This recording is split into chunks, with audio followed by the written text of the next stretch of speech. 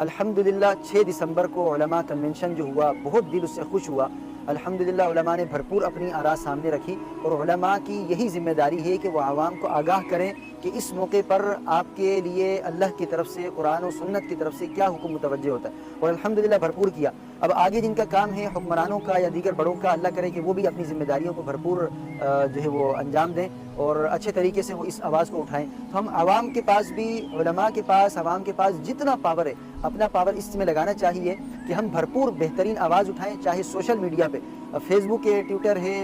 Instagram है, जितनी applications हैं, इनके ऊपर हम जिस तरह से आवाज़ उठा सकते हो आवाज़ उठाएं, ताकि हम कम से कम उनके साथ में खड़े हुए तो हों। तो इंशाल्लाह हम इसके लिए भरपूर आवाज़ उठाएं। आवाम पूरी की पूरी ये कोशिश करे कि अपने आप को मुसलसल गाफिल ना होने दें कि 6 दिन, 2 हफ्ते, 4 हफ्ते तो ये भरपूर हमारा जो मौजू चले और हम उसके लिए आवाज़ उठाएं। उसके बाद मज़ालिम उसी तरह चलते रहें, उसी तरह बमबारियाँ होती रहें, कैंपों